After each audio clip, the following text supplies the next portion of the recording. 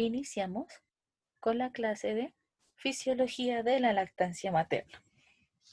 Cuando hablamos, ¿cierto?, sobre la fisiología de la lactancia materna, o para decir una breve introducción, vamos a hablar un poco sobre la producción, ¿cierto?, de la leche humana. Esta secreción láctea se lleva a cabo en las células epiteliales de los alvéolos de la glándula mamaria. En estas existen células madre y células alveolares secretoras.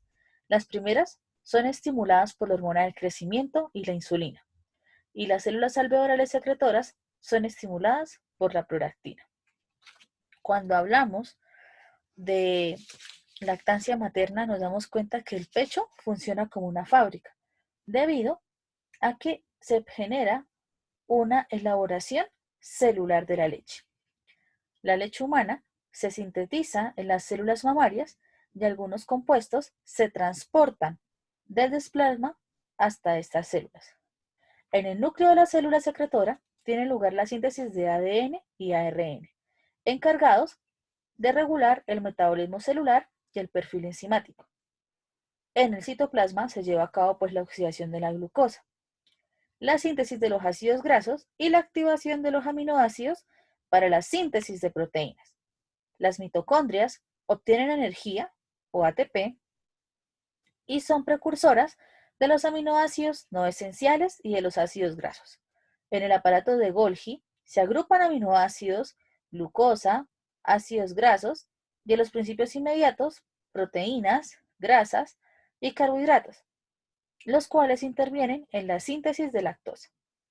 En el retículo endoplásmico se lleva a cabo la síntesis de las proteínas, los triglicéridos y los fosfolípidos, así como una saturación de ácidos grasos.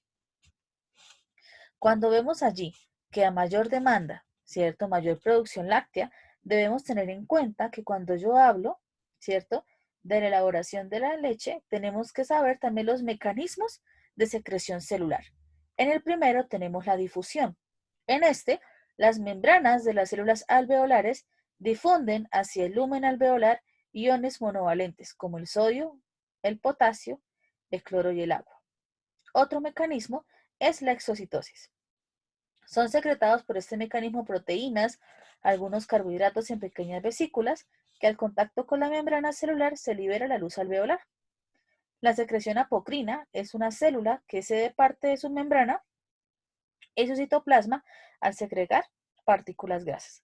Y la pinocitosis transportan inmunoglobulinas mediante receptores transcelulares.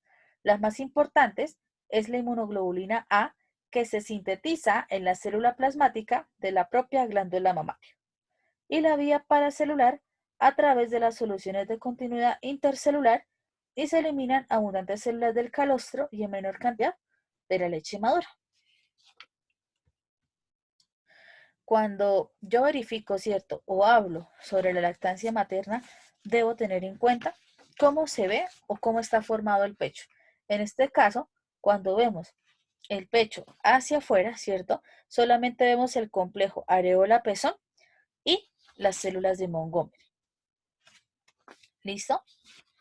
Y cuando ya lo vemos por dentro, vemos como tal los alvéolos, los conductos lactíferos, los senos lactíferos, los nervios y el tejido graso, que es muy particular, teniendo en cuenta que cuando hablamos de la anatomía de las mamas, se presentan ambas en ambos sexos. En el hombre se mantienen rudimentarias toda la vida, pero en las mujeres, ¿cierto?, están un poco desarrolladas hasta antes de la pubertad. Y cuando inicia el proceso de maduración, se genera el máximo desarrollo de estas glándulas. Si nos devolvemos a la anatomía externa, ¿cierto? Complejo areola, pezón y pecho. Aquí todos los pechos son válidos para amamantar, independientemente del tamaño y de la forma. Durante el embarazo, pues la mama alcanza su máximo desarrollo y se forman nuevos alvéolos y los conductos se dividen. La areola se oscurece durante el embarazo para una mejor localización por el bebé, aunque el reconocimiento también es olfativo. El recién nacido reconoce a su madre por el olor rodeando la areola, y allí se encuentran también las glándulas de Montgomery. El pezón está formado por un tejido eréctil cubierto con epitelio, contiene fibras musculares lisas, musculatura circular, radial y longitudinal que actúa como un esfínter controlando la salida de la leche. En el pezón desembocan los tubos lactíferos para permitir la salida de la leche a través de 15 a 20 agujeros muy pequeños. Todas las estructuras de la mama, tanto los conductos como la vena, las arterias, los ganglios y los nervios son de disposición radial en la mama. Ahora, nuevamente viendo el pecho visto por dentro o la anatomía interna, nos damos cuenta que el tamaño de la mama no tiene relación con la secreción. La mayor parte es grasa. La mama contiene entre 15 a 20 lóbulos mamarios, cada uno de los cuales desemboca en un conducto galactóforo independiente. Cada lóbulo se divide en lobulillos bajo la areola. Los conductos se ensanchan formando los senos lactíferos, donde se deposita la leche durante la secreción o durante la succión del seno. Ahora, bueno, cuando hablamos como tal de la lactancia, ¿cierto? Nos damos cuenta que la famosa secreción o composición también de la leche se elabora pues de acuerdo a un patrón, a un código genético propio de nuestra especie. Por ello, en la lactancia, el cuerpo tanto de la mamá y la mente de la misma se preparan para la misma.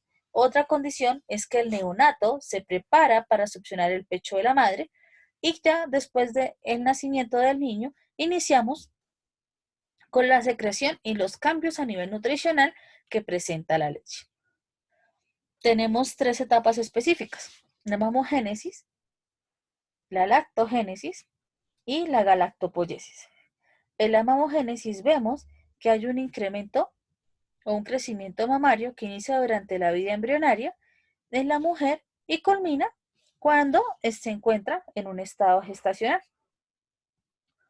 También nos damos cuenta que tanto las mamas, ¿cierto?, están formadas por tejido glandular, de soporte y grasa que le da la consistencia.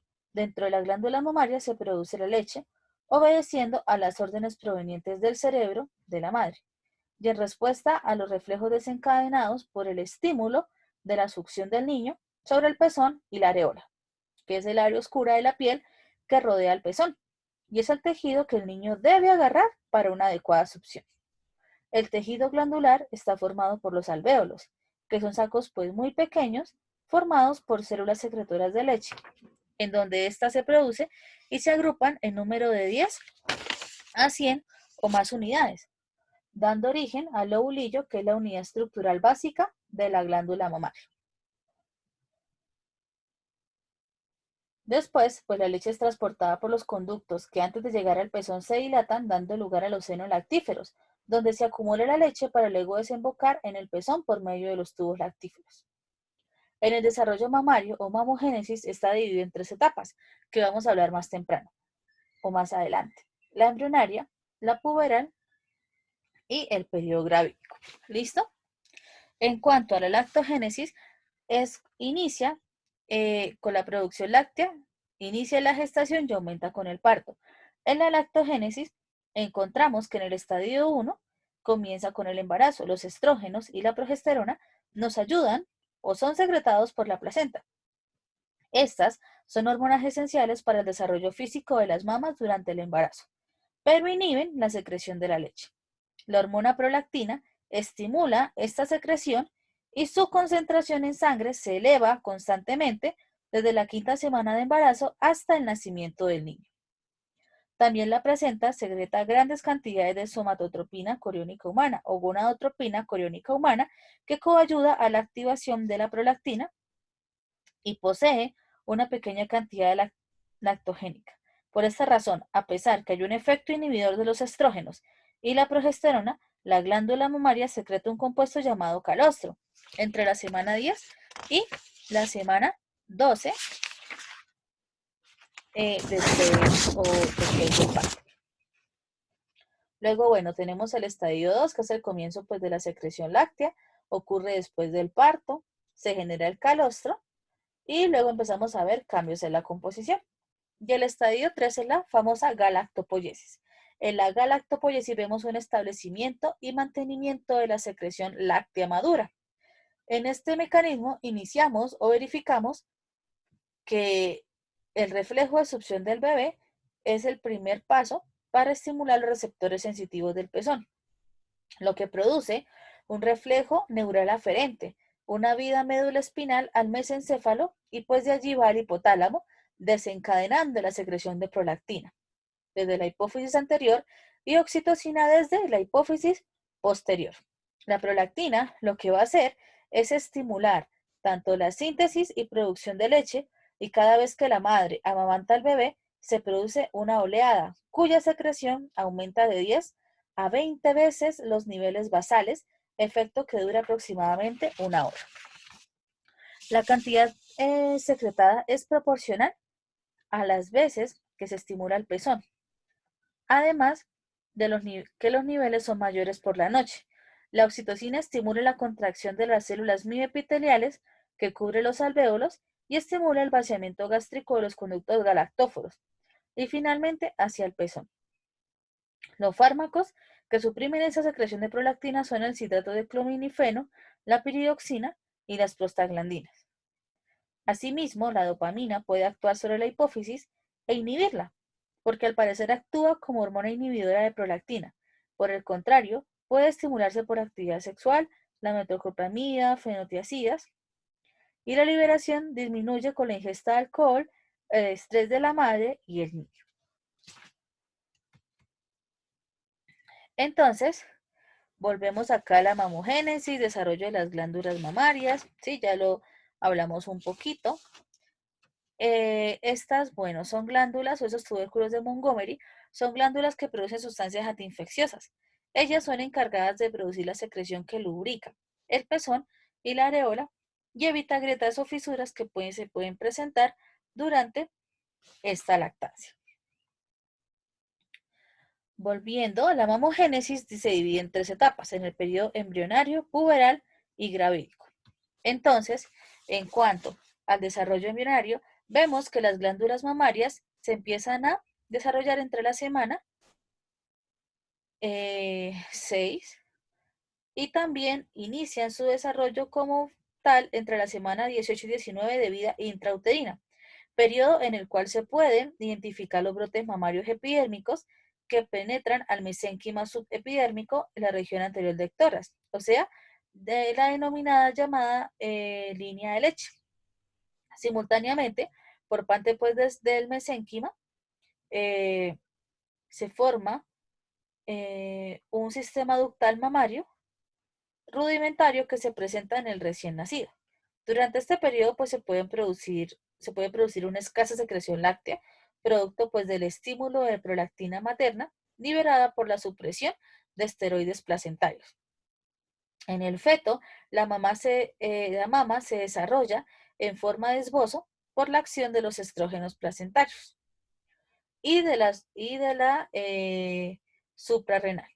Solo estos están formados por conductos principales en el momento del nacimiento y las glándulas mamarias permanecen sin desarrollarse hasta la pubertad. En el desarrollo puberal, vemos que durante el desarrollo puberal en la niña, entre los 12 y los 10 años de edad, se inicia el funcionamiento del eje endocrino hipotálamo hipófisis ovárico. Los folículos ováricos inician la secreción de estrógenos que, sumados a un factor que probablemente sea la hormona del crecimiento, determinan el crecimiento de los brotes epiteliales y la maduración de la glándula mamaria. Eso se llama telarquía. Luego, cuando se comienzan los ciclos ovulatorios, se inicia con la producción cíclica de progesterona, que sumando a los estrógenos, determina el nuevo crecimiento de la glándula con formación de los primeros alvéolos.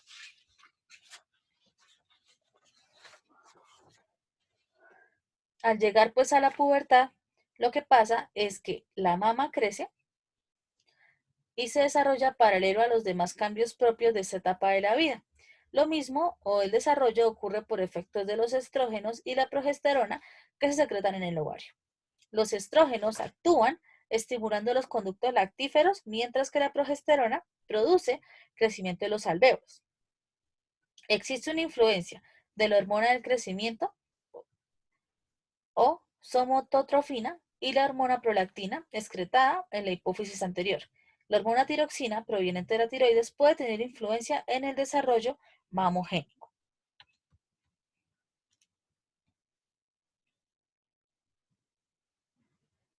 Bueno, en cuanto al desarrollo gravídico, lo que podemos ver es que durante el embarazo, al elevarse los niveles de progesterona, prolactina y lactógeno placentario, los lóbulos se expanden en forma de racimos y la glándula mamaria se prepara para cumplir su función primordial, en este caso, la secreción de leche. El periodo inicial del embarazo se caracteriza porque hay una gran proliferación de elementos epiteliales y del sistema de conductos, y una gran variedad mitótica en los alvéolos.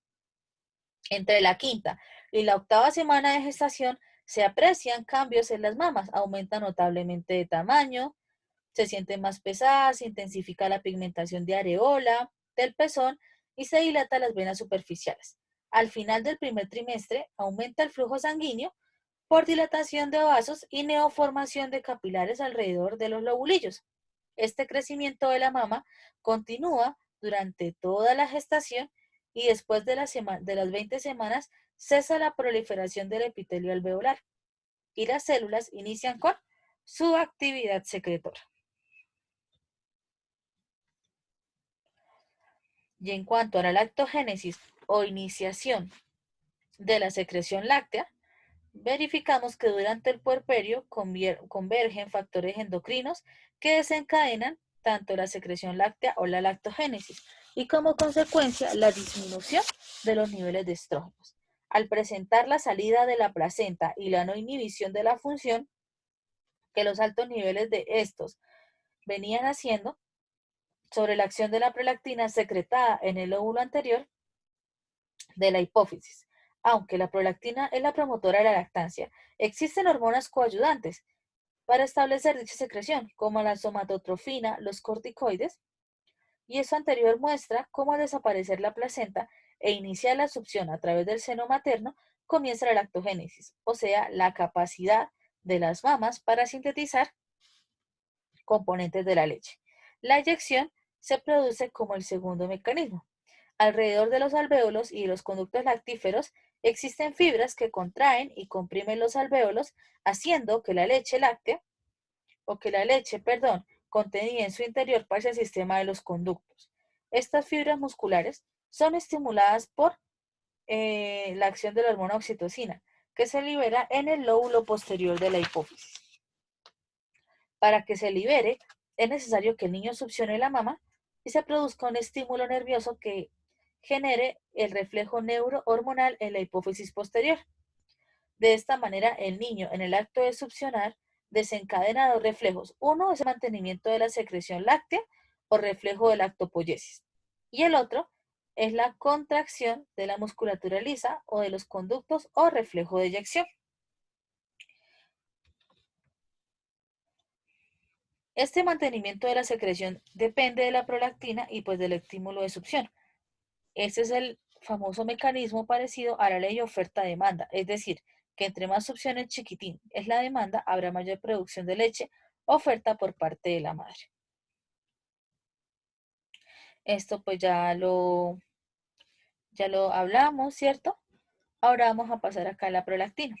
La prolactina, ¿cierto? Se libera en la hipófisis, sus niveles se mantienen muy elevados en las últimas semanas, pero sin embargo se produce leche debido al efecto inhibidor de los estrógenos y la progesterona. Ya lo comentamos en las diapositivas anteriores. Me faltó acá, como tal, la galactopoiesis o mantenimiento de la secreción. El mantenimiento de la secreción depende directamente de la prolactina, del estímulo de la succión y de las otras hormonas mencionadas. Se denomina galactopoiesis al proceso que mantiene la producción de leche una vez establecida la lactancia, es decir, los 30 días posparto, cuando se ha establecido la retroalimentación entre los requerimientos del niño y la producción de leche de madre. La secreción láctea de la mamá depende, por lo tanto, del control endocrino, regulado por la oxitocina y la prolactina, y del control autocrino, regulado por el vaciamiento de la mama y por el feedback inhibitor of lactation, o factor inhibidor de la lactancia. El estímulo del pezón y de la areola produce, por vía de un reflejo neurohormonal, la inhibición de la secreción de dopamina y por lo tanto permite la liberación de prolactina por la hipófisis anterior. ¿Listo? En cuanto a la cantidad, ¿cierto?, de leche que se produce es muy variable. Cuando hablamos de los valores medios, tenemos acá que la primera semana se secretan 550 mililitros día, en las siguientes 850 y ya la media está entre 500 y 1000 mililitros día. Cuando hablamos, ¿cierto?, de los componentes nutricionales de la leche humana, tenemos que el precalostro es una sustancia rica en inmunoglobulinas, lactoferrina, ceroalbúmina, sodio y cloro, y que posee una pequeña cantidad de lactosa. Se acumula en el lumen de los alvéolos y se genera durante el último trimestre de gestación. Él le da paso a que se forme el calostro. El calostro se secreta 5 a 7 días después del parto, aunque mujeres multíparas desde el momento del nacimiento del bebé se inicia a secretar. Es una sustancia pegajosa, amarillenta. ¿Por qué? Porque tiene una presencia de betacarotenoides. Su volumen puede variar de 2 a 20 mililitros. Asimismo, la transferencia de leche menor a 100 mililitros en el primer día y luego se nivela sus volúmenes de 500 a 750 mililitros en 24 horas. Contiene 67 kilocalorías por cada 100 mililitros y asimismo tiene mayor cantidad de proteínas, 97% en forma de inmunoglobulina A, vitaminas liposolubles, lactoferrina, factor de crecimiento, lactobacillus bífidos, sodio y zinc. En concentraciones menores pues tiene grasa, lactosa y vitaminas hidrosolubles. ¿Qué importancia tiene este calostro? Que el calostro protege contra infecciones y alergias, ya que le genera inmunidad pasiva al recién nacido por absorción intestinal de inmunoglobulinas. Y asimismo contiene entre 2000 a 4000 linfocitos sobre metro cúbico y altas concentraciones de lisocima. Por su contenido de motilina también tiene un efecto laxante, lo que ayuda a expulsar la mayor cantidad de meconio en este recién nacido. Otra cosa importante que tiene una relación de proteína suero de 80-20, tiene, bueno, linfocitos y macrófagos, citoquinas, antioxidantes, quinonas que ayudan a evitar el daño oxidativo en estos recién nacidos. Tenemos la famosa leche de transición. En la leche de transición vemos que su producción inicia después del calostro y dura hasta 15 días posparto. Y se elevan sus concentraciones de lactosa y grasas por aumento de colesterol y fosfolípidos y también de las vitaminas hidrosolubles. Ella alcanza un volumen entre 60 y 70 mililitros y también tenemos que en esta leche de transición su color es blanco debido a que se emulsifican las grasas y a la presencia pues de caseinato de calcio. Ahora tenemos la leche madura. Ella inicia su producción a partir del día 15 posparto y puede continuar por más de 15 meses. Su volumen promedio es de 700 a 1200 mililitros, pero puede llegar hasta esas 1200 en madres con embarazo múltiple.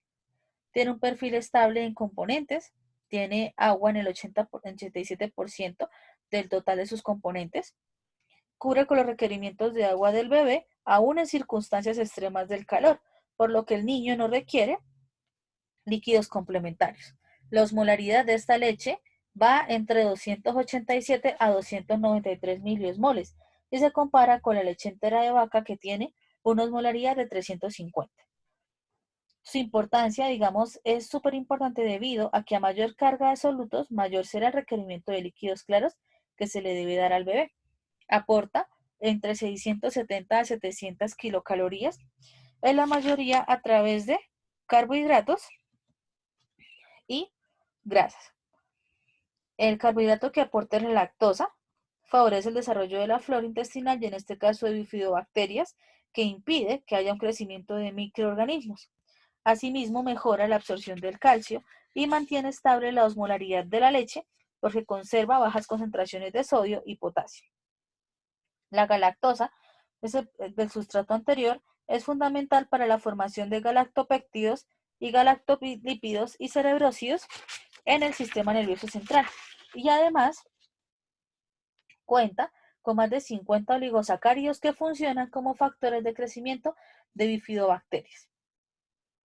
En las grasas, pues ella tiene o difiere de ¿qué?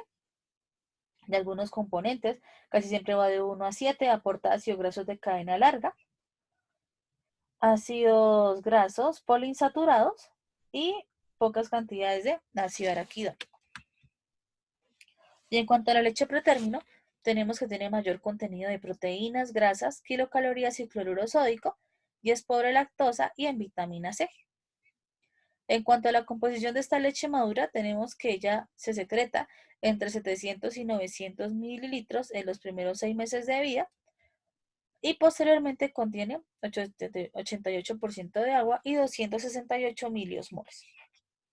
Y aporta de 68 a 74 kilocalorías por cada 100 mililitros. Cuando hablamos de la composición nutricional de la leche materna, hablamos que en la leche materna se encuentran entre 0,9 a 1,1 gramos sobre 100 mililitros.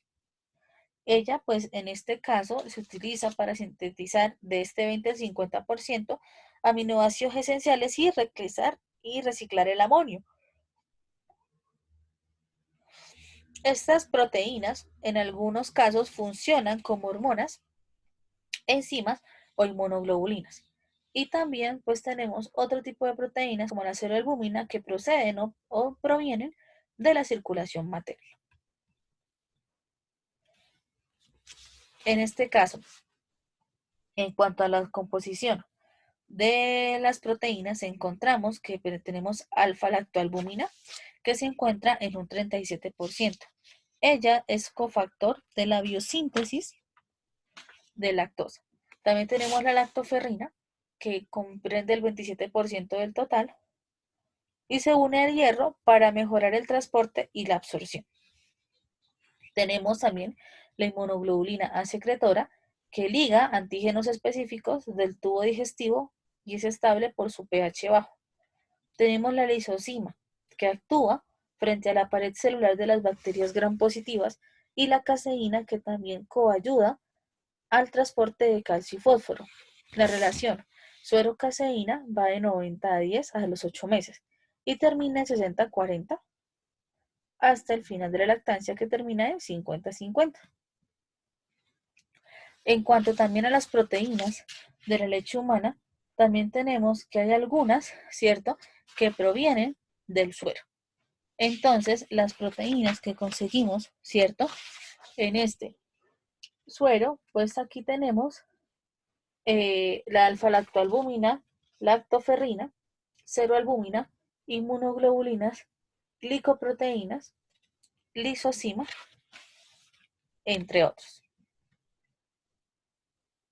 Otro, digamos, factor importante que tenemos en cuanto a las proteínas es que la taurina, que es uno de los nucleótidos que tiene presente, favorece la digestión de la grasa y el desarrollo del sistema nervioso central.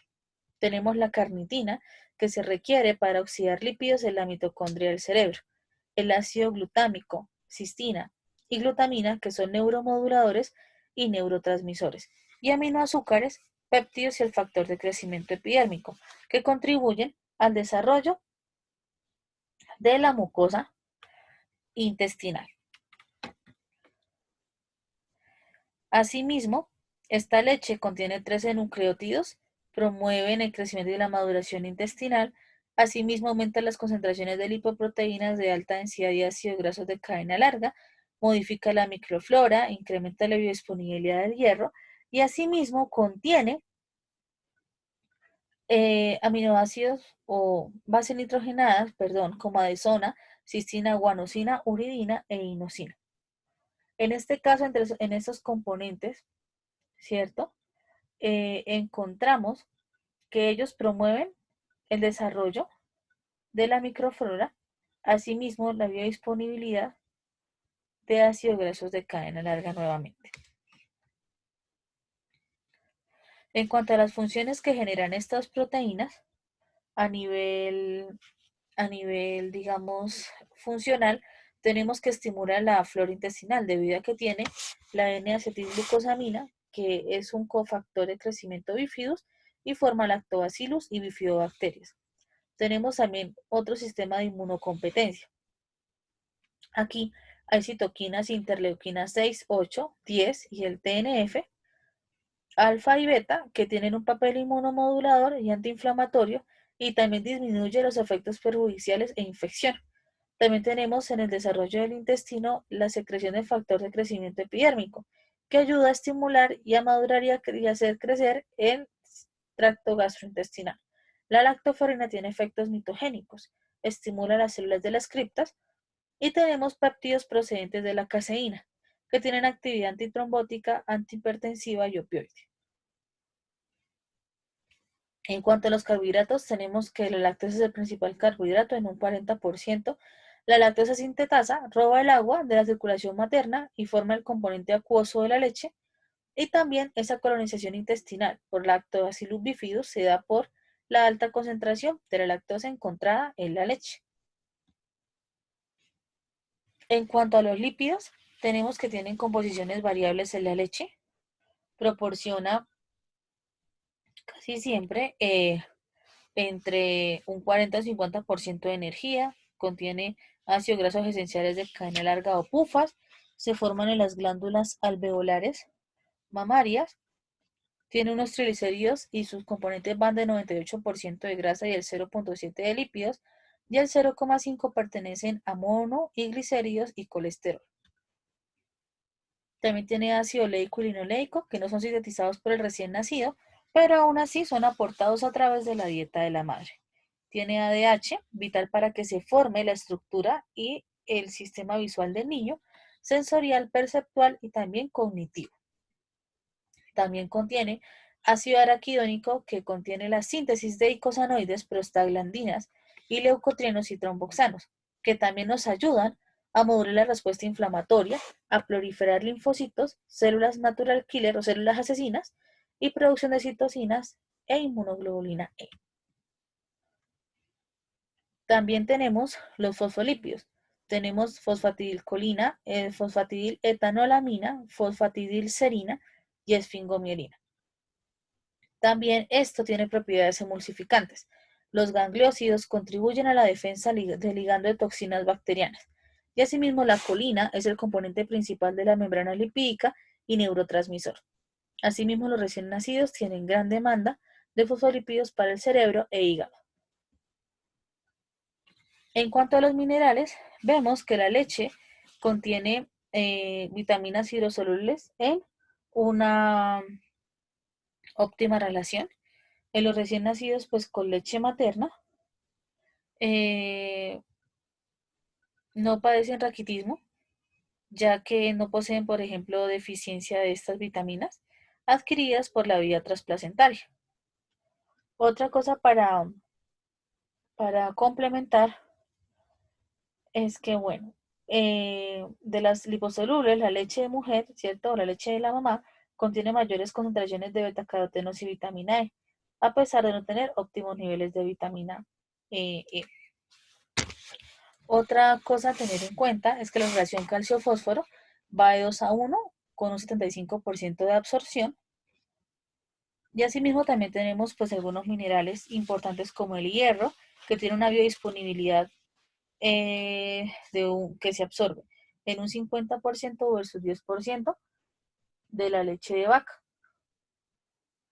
Una importante, digamos, explicación es que el hierro también de la leche materna se encuentra unido a las seroproteínas en un 65% a 81%, y una baja cantidad está unida a la caseína. Al tener un paso lento por el estómago sufre una degradación, y por eso esa relación por lo general va de 1 a 1.2. Y eso hace pues que haya un potencial de absorción de más del 50% comparado con la leche de vaca.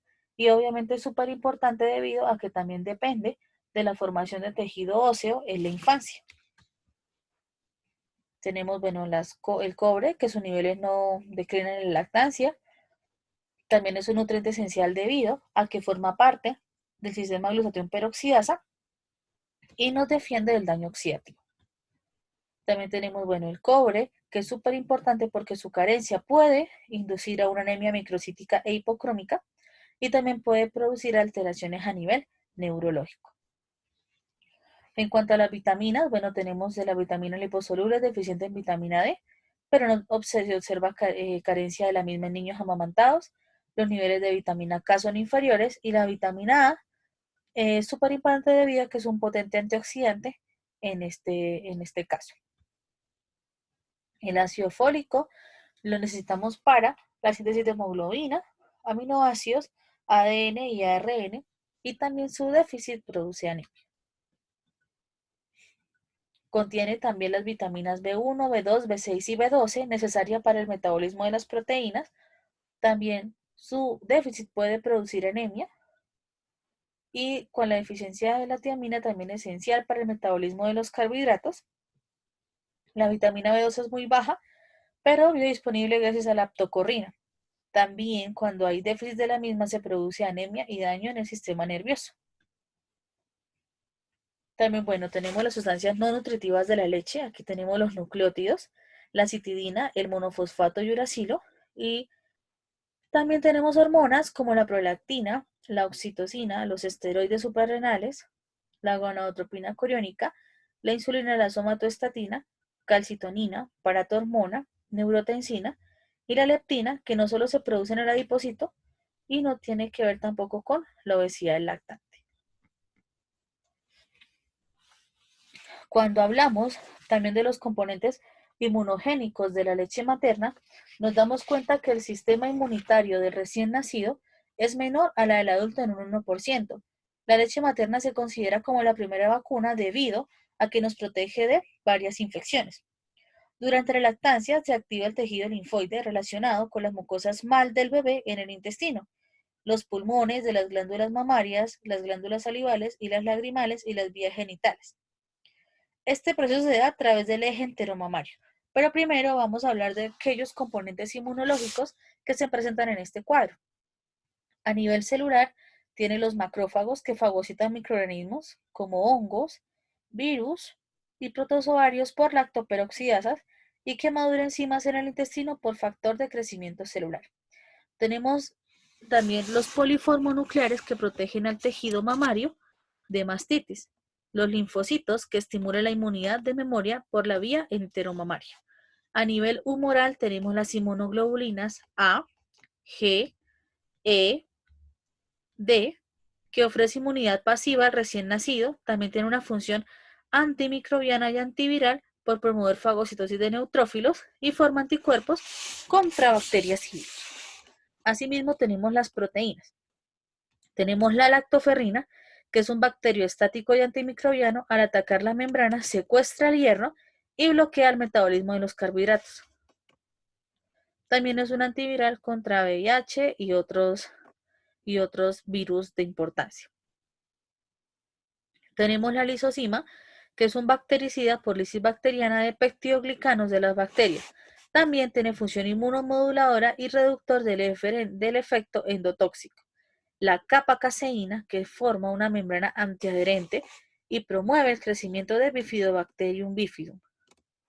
También tenemos vitaminas A, C y E, que tienen acciones antiinflamatorias porque eliminan los radicales libres de oxígeno. Y nucleótidos, que maduran las células T e incrementa la actividad de las células asesinas, la reacción de anticuerpos frente a las vacunas, la maduración intestinal y la reparación entérica después de las diarreas. También tenemos enzimas como la lipasa, que tiene una acción antibacteriana y contra protozoarios, la catalasa, que tiene una reacción antiinflamatoria y degrada el peróxido de hidrógeno, el glutatión peroxidasa, que tiene una acción antiinflamatoria, previene la peroxidación lipídica, y el factor de activador plaquetario, que protege contra la enterocolitis necrotizante. También tenemos hormonas como la prolactina, que desarrolla los linfocitos T y B y promueve la diferenciación del tejido linfoide intestinal. Asimismo, tenemos el cortisol, tiroxina, insulina y factores de crecimiento que madura el intestino y desarrolla mecanismos de defensa. Tenemos las citoquinas con efectos inmunomoduladores del sistema inmunitario, estimula el crecimiento de Bifidobacterium bifidum, en el caso de los Bacteres bifidus, acidifican el intestino y producen ácido acético, ácido fórmico y succínico que se utiliza en contra de patógenos gram negativos como E. coli, Shigella, Bacteroides fragilis y Streptococcus aureus y protozoarios.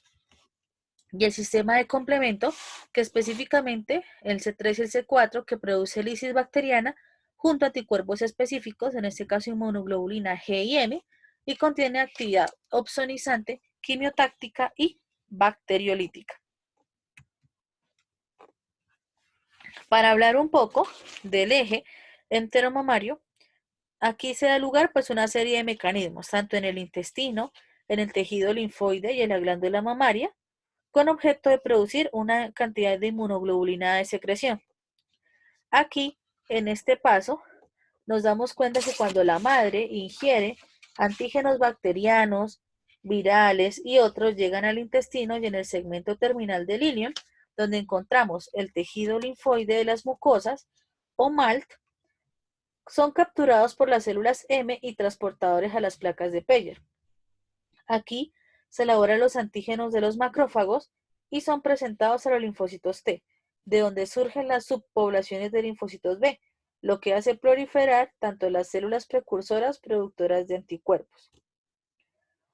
Cuando encontramos estas células, emigran por los ganglios linfáticos regionales del mesenterio y llegan al conducto torácico, donde se dividen en tres compartimentos.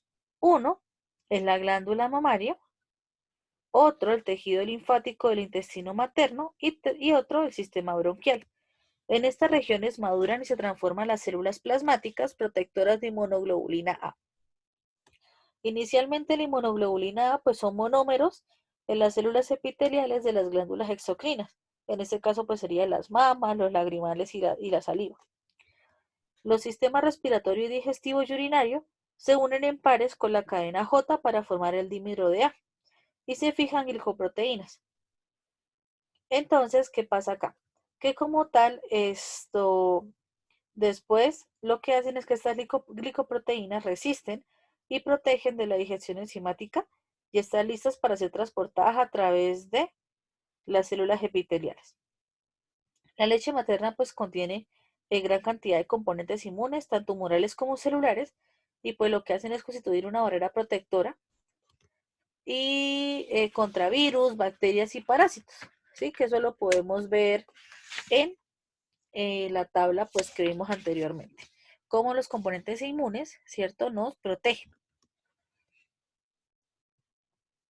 Otra cosa pues también importante es que, bueno, hay factores que influyen pues en la composición, volumen y extracción. Entonces tenemos uno, es el estrés. La noradrenalina disminuye el flujo mamario, también disminuye pues el aporte de oxígeno, glucosa y ácidos grasos a la glándula, y el contenido de la leche se correlaciona negativamente con la edad de la madre.